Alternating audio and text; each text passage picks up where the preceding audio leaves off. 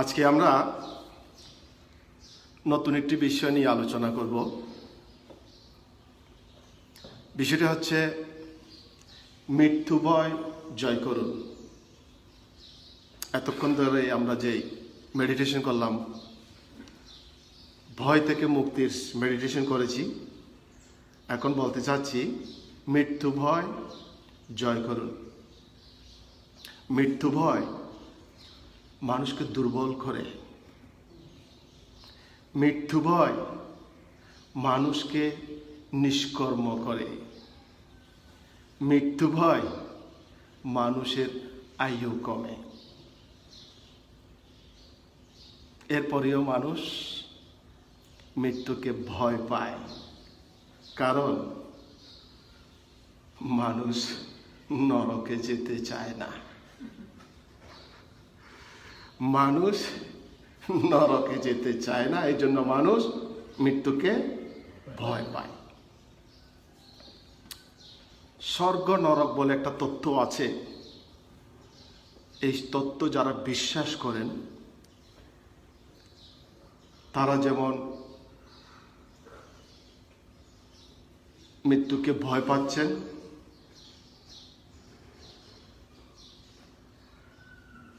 কারণ তারা নরকে যেতে চায় না। আবার যারা স্বর্গে যেতে চায় তারাও কিন্তু আবার মরতে চায় না। স্বর্গে যেতে হলে কি করতে হয় বলেন তো? কি করতে হবে? স্বর্গে যেতে হলে মরতে হবে। আগে মরেন, তারপর যাবেন স্বর্গে। আগে মরতে হবে। তা এখন আপনাদেরকে যদি বলা হয় সবাইকে স্বর্গে পাঠানো হবে, লাইন করে দাঁড়ান, সবাইকে গুলি করে মারা হবে, কারণ মরতে হবে তো আগে। না, সেটা একটা জিনিস। স্বর্গে যেতে হলে আগে, এটা তো শিওর, আগে মরতে হবে নাকি? এখানে কি কোনো দ্বিমত আছে কিনা আপনাদের? কোনো দ্বিমত? আগে মরতে হবে।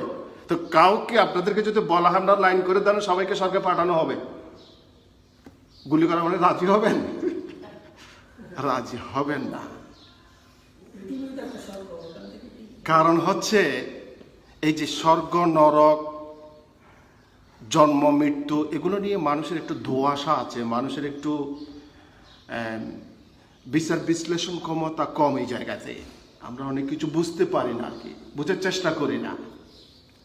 আপনি যদি চিন্তা করেন, জন্ম মৃত্যু একটা প্রাকৃতিক সিস্টেম, এটা একটা প্রক্রিয়া। জন্ম আছে, জন্ম হলেই মৃত্যু হবে অনিবার্য। একজন মানুষ জন্মের পর তার অনেক কিছু সম্ভাবনা থাকে, অনেক কিছু আমরা বলি হতে পারে। যেমন একজন মানুষ ধনী হতে পারে, গরিব হতে পারে, ব্যর্থ হতে পারে, সফল হতে পারে, চোর ডাকাত হতে পারে, তার জীবনে দুর্ঘটনা ঘটতে পারে। সবগুলো কিন্তু পারে, একটা সম্ভাবনা। কিন্তু জন্মের পর একটা জিনিস নিশ্চিত, সেটা হচ্ছে মৃত্যু। আপনি যেদিন জন্মেছেন ধরে নিতে হবে আপনার মৃত্যু অনিবার্য। আপনি ধনী হবেন কি দরিদ্র হবেন সেটা একটা সম্ভাবনা, কিন্তু মৃত্যুটা আপনার অনিবার্য।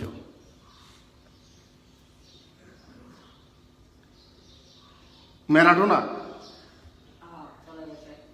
গত পরশু মারা গেছেন। তিনি খেলার মাঠে 7-8 জন 10 জন প্লেয়ারকে কেটে গোল করে দিতেন। তাকে বলা হচ্ছে ফুটবল ঈশ্বর। তো সে ফুটবল ঈশ্বর মাঠকে জয় করেছে, ফুটবলকে জয় করেছে। মৃত্যুকে জয় করতে পেরেছেন? পারেননি। মৃত্যুকে কেউ জয় করতে পারে না। আমরা কি করতে পারি? মৃত্যু ভয়টাকে জয় করতে পারি। আপনি যদি মৃত্যু ভয় জয় করেন, আপনার সাহস বেড়ে যাবে, আপনার মধ্যে সৃজনশীলতার জন্ম হবে, মানব প্রেম জন্মাবে, নিজের প্রতি ভালোবাসা চলে আসবে, মানুষের প্রতি ভালোবাসা চলে আসবে।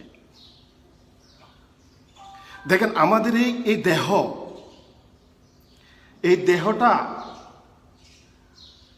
কাঁচের চুরির থেকেও নিকৃষ্ট। কাঁচের চুরি থেকেও নিকৃষ্ট। আপনি কাঁচের চুরিকে যদি যত্ন করে রাখেন, কয়েকশো বছর রেখে দিতে পারবেন, অবিকল থেকে যাবে। কিন্তু এই দেহ একটা নির্দিষ্ট সময়ের পর যতই যত্ন করেন না কেন, এটা ধ্বংস হবে। একটা সময়ের পর এটা ধ্বংস হবে, এটা অনিবার্য ধ্বংস। আমাদের মানুষের দৈহিক যে গঠন, এই গঠনে বিজ্ঞানীরা বলছেন মানুষ সর্বাধিক 120 বছর পর্যন্ত বাঁচতে পারে। আমরা যে লালন ফকিরকে দেখেছি, কতদিন? তিনি 115-16 বছর বেশি ছিলেন।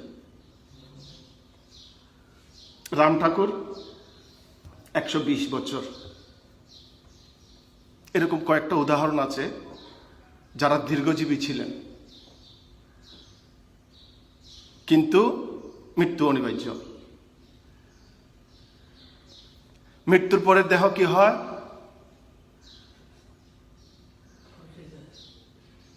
পচে যায়, নষ্ট হয়ে যায়। যতদিন পর্যন্ত এই দেহ, আমাদের এই দেহ টিকে আছে, প্রকৃতির 4 শক্তি, এটা আপনারা সবাই জানেন, মাটি, পানি, আলো, বাতাস। যতদিন পর্যন্ত এই দেহ প্রকৃতির শক্তি আহরণ করার ক্ষমতা থাকবে, ততক্ষণ পর্যন্ত এটা টিকে থাকবে। এটা যখন প্রকৃতির শক্তি আহরণ ক্ষমতা কমে যাবে, এটাকে আর টিকিয়ে রাখতে পারবেন না,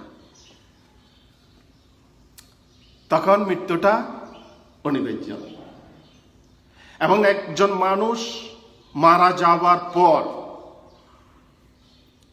15 মিনিটের মধ্যে তার ব্রেন নিষ্ক্রিয় হয়ে যায়। 15 মিনিট, আধা ঘন্টা পর্যন্ত তার চোখ ঠিক থাকে, আধা ঘন্টা পর তার চোখগুলো অকার্যকর হয়ে যায়। তার হৃৎপিণ্ড, মানুষের হৃৎপিণ্ড 2 ঘন্টা পর্যন্ত সক্রিয় থাকে, মৃত্যুর 2 ঘন্টা পর পর্যন্ত সক্রিয় থাকে। আর কিডনি ভালো থাকে 3 ঘন্টা পর্যন্ত। না, হৃৎপিণ্ড ওই আর কি, এটা কার্যকর থাকে, এটা সচল থাকে। কিডনি সচল থাকে আপনার 3 ঘন্টা পর্যন্ত। আর এই যে হাড়গুলো সক্রিয় থাকে বা এগুলো সতেজ থাকে আপনার 6 ঘন্টা পর্যন্ত। এই সময়ের মধ্যে যদি আমাদের এই অঙ্গ প্রত্যঙ্গগুলো যদি অন্য কাউকে ট্রান্সফার করা যায়, তাহলে সেগুলো কাজ করবে। আছে না, চক্ষু দান করে, কিডনি দান করে, মরণোত্তর। এইভাবেই মানুষ মারা যাওয়ার পরে, আপনার চোখ তো কোনো কাজে আসে না, কিডনি কোনো কাজে আসে না মারা যাওয়ার পরে, এগুলো দান করে দিলে এগুলো দিয়ে আরেকজন মানুষ বেঁচে থাকতে পারে, চোখ দেখতে পারে। আর যদি আপনি এই দেহটা যদি 12 ঘন্টার মধ্যে, মৃতদেহটা 12 ঘন্টার মধ্যে যদি সংস্কার না করেন, কি হবে? হয় দাহ করতে হবে, না হয় মাটি চাপা দিতে হবে, না হলে দুর্গন্ধ বের হবে, তো এই জিনিসগুলো যদি আমরা বুঝতে পারি, এই দেহটা ঠিক এভাবেই গঠিত, এভাবেই একসময় ধ্বংস হবে, তাহলে আমরা মৃত্যুর ভয় থেকে সচেতন হতে পারি। কারণ মৃত্যু আছে বলে পৃথিবী এত সুন্দর। মানুষকে যদি আমৃত্যু দেওয়া হতো, কোনো মানুষ যদি আমরা যদি আজীবন বেঁচে থাকতাম, তাহলে আমাদের নিজেদের প্রতি আমরা এত সচেতন হতাম না, এত যত্নবান হতাম না, আমরা এত সৃজনশীল হতাম না, এত সৃষ্টিশীল হতাম না। দেখেন, আপনাকে যদি একটা শার্ট দেওয়া হয়, বলা হয় যে এই শার্টটা আপনি সারা জীবন পরবেন, এটা নষ্ট হবে না, কিরকম শার্টটার প্রতি আপনার আকাঙ্ক্ষায় চলে যাবে, এটার আকর্ষণে চলে যাবে, এটার আপনি ঠিক সেভাবে যত্ন নেবেন না। আর যখন বুঝতে পারছেন না এই শার্টটা তো কিছুদিন পরে নষ্ট হয়ে যাবে, তখন সেটার উপর আপনার বেশি আকর্ষণ আছে, সেটা বেশি যত্ন নিচ্ছেন। ঠিক তেমনি যদি আপনাকে আমৃত্যু দেওয়া হয়, নিজের প্রতি উদাসীনতা চলে আসবে, নিজের প্রতি প্রেম, ভালোবাসা, সৃজনশীলতা এগুলো সব চলে যাবে। তো এগুলো আমাদের বুঝতে হবে। আমরা যদি একটু সচেতন হই তাহলে কি হয়, আমাদের মৃত্যুর ভয় কমে যায়। আমাদের মধ্যে কিছু মানুষ সবসময় আছে মৃত্যু আতঙ্কে থাকে আর কি, সবসময় ভয়, মৃত্যু আতঙ্কের মধ্যে আছে। এটাকে মনোবিজ্ঞানীদের মতে বলে ওডিসি ডিজিজ। এই রোগটার নাম হচ্ছে ওডিসি, যারা সবসময় মৃত্যুর ভয়ে, মৃত্যু আশঙ্কায় থাকে। এবং এই মৃত্যু আশঙ্কা করতে করতে এমন একটা অবস্থা চলে আসে, তাদের আসলে মানসিক ভারসাম্যহীন হয়ে যায়। তো সেরকম একজন ওডিসি পেশেন্ট গেলেন মনোবিজ্ঞানীর কাছে।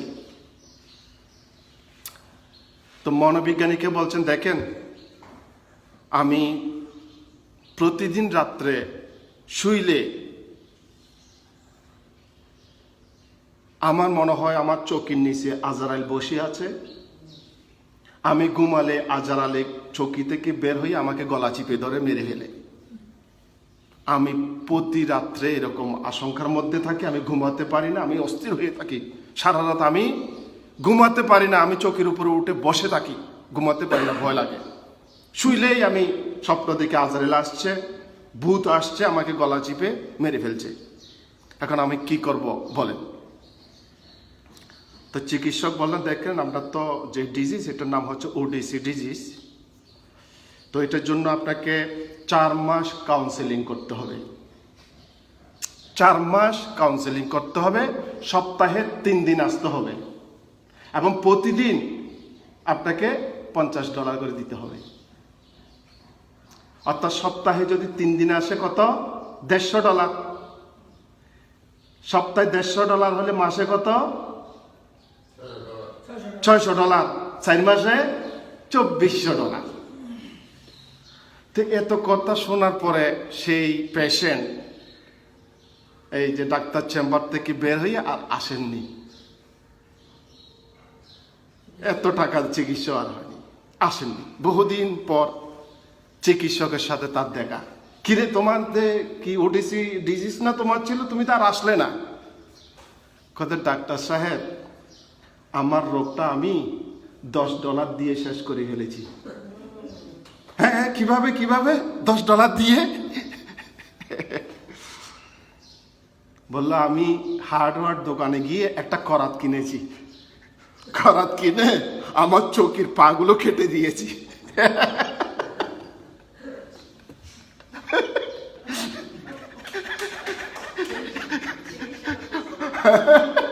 আমার চোখের পাগুলো কেটে দিয়েছি। তাহলে আজকাল যাওয়ার কোনো সুযোগ নাই।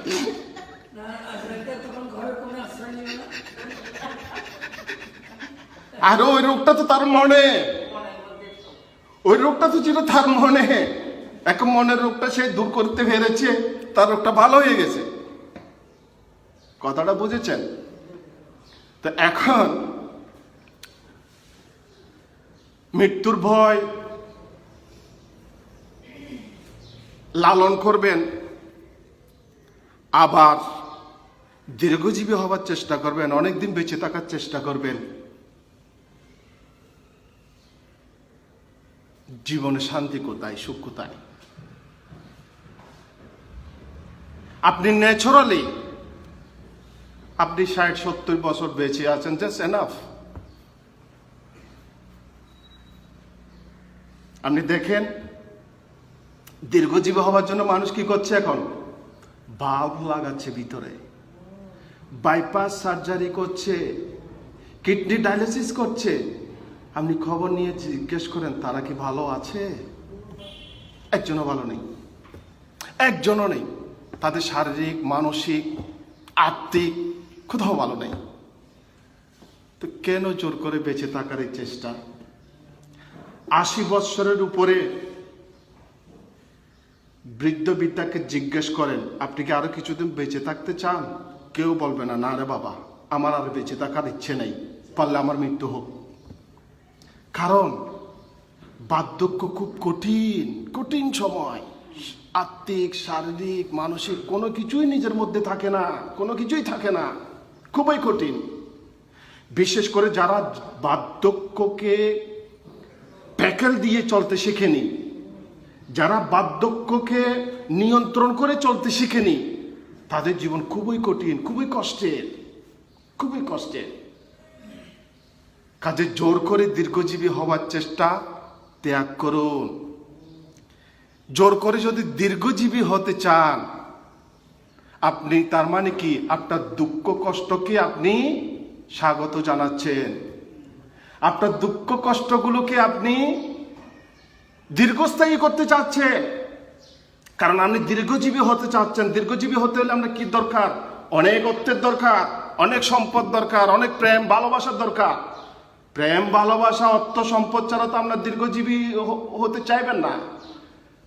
তো যেহেতু আপনি দীর্ঘজীবী হতে চাচ্ছেন, আপনার অনেক অর্থের দরকার, অনেক সম্পদ দরকার, অনেক প্রেম দরকার। এগুলো চাইতে গেলে আপনার কি হবে? 7, 5, 14 করতে হবে, আপনাকে অনেক সংগ্রাম করতে হবে। ফলে আপনার দুঃখ কষ্ট বেড়ে যাবে, দুঃখ কষ্ট বেড়ে যাবে। তো কাজে দীর্ঘজীবী হওয়ার আকাঙ্ক্ষা না করুন। করবেন কি? যতদিন বেঁচে থাকেন যেন সুস্থভাবে বেঁচে থাকেন। সচেতন হন, স্বাস্থ্য সচেতন হন, নিজেকে ভালোবাসুন, পরিবেশকে ভালোবাসুন। দেখবেন যতদিন আছেন ততদিন ভালোভাবে বেঁচে থাকতে পারবেন, সুস্থ থাকতে পারবেন।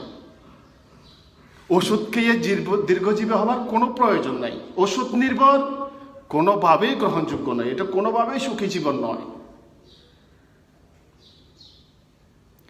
তারপর এক শ্রেণীর মানুষ আছে, আমরা অনেক সময় বিশ্বাস করি জন্ম মৃত্যু সৃষ্টিকর্তার হাতে। সৃষ্টিকর্তায় জন্ম দিয়েছেন, সৃষ্টিকর্তায় মৃত্যুবরণ করবেন, এটাই তো সিংহভাগ মানুষের বিশ্বাস। কিন্তু বর্তমান চিকিৎসা বিজ্ঞান সেটা ভুল প্রমাণ করেছেন। চিকিৎসা বিজ্ঞানের প্রয়োগের ফলে মানুষ ইচ্ছা করলে জন্ম নিয়ন্ত্রণ করতে পারে। চিকিৎসা বিজ্ঞানের উন্নতির ফলে মানুষ যখন ইচ্ছে তখন জন্ম দিতে পারে বা জন্ম নিয়ন্ত্রণও করতে পারছে।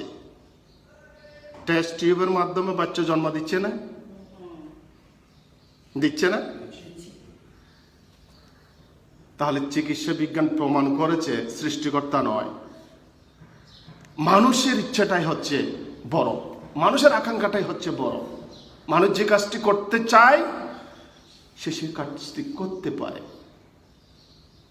একটা চমৎকার গল্প আছে আর কি এটা নিয়ে। যারা সৃষ্টিকর্তার পাওয়ার নিয়ে বিশ্বাস করেন আর কি, তো সৃষ্টিকর্তা নিজে ইচ্ছে করলে যে কোনো কারো কি মৃত্যু ঘটাতে পারে, ঠিক না? মানে সৃষ্টিকর্তা জন্ম দেন, সৃষ্টিকর্তা আবার কি করেন? মৃত্যু নিশ্চিত করেন। তো সৃষ্টিকর্তা একবার আজরাইলকে নির্দেশ দিল, তুমি চট্টগ্রাম মেডিকেল কলেজে গিয়ে 3 নাম্বার ওয়ার্ডের 4 নাম্বার রোগীর মৃত্যু নিশ্চিত করো। সৃষ্টিকর্তা আজরাইলকে নির্দেশ দিলেন, চট্টগ্রাম মেডিকেল কলেজের 3 নাম্বার বেডের 7 নাম্বার রোগীর মৃত্যু নিশ্চিত করো। আজরাইল দৌড়ে চলে গেলেন 3 নাম্বার বেডে। গিয়ে দেখে তাকে লাইফ সাপোর্ট দিয়ে রাখছে। রোগীকে কি করছে? লাইফ সাপোর্ট দিয়ে রাখছে।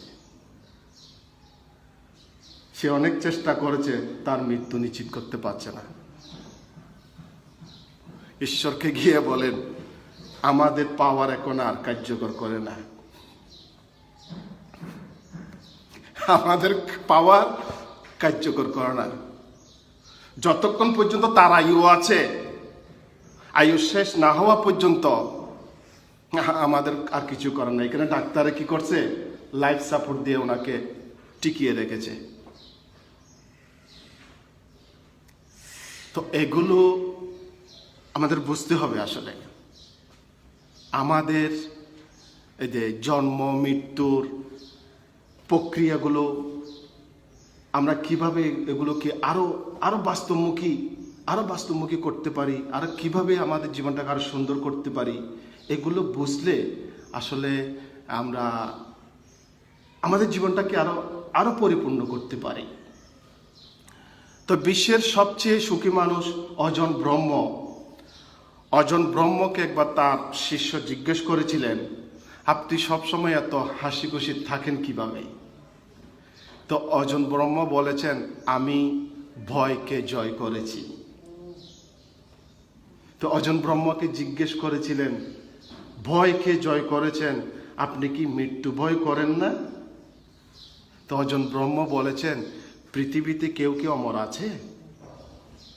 তো যেটা স্বাভাবিক প্রক্রিয়া, সেটা নিয়ে আমি ভয় পাবো কেন? আমি সচেতন হব, আমি ভয়কে জয় করব, আমি মৃত্যুকে জয় করব। মৃত্যুকে আমি রোধ করতে পারবো না, আমরা কেউ মৃত্যুকে রোধ করতে পারবো না, তবে আমরা মৃত্যুর ভয়কে জয় করতে পারি। আমরা সচেতনভাবে যদি এই কাজটি করি, আমাদের জীবন আরো অনেক সুন্দর হবে, অনেক পরিপূর্ণ হবে, অনেক সুখের হবে, অনেক শান্তির হবে। এতক্ষণ আপনারা শুনেছেন, এই জন্য ধন্যবাদ জানাচ্ছি।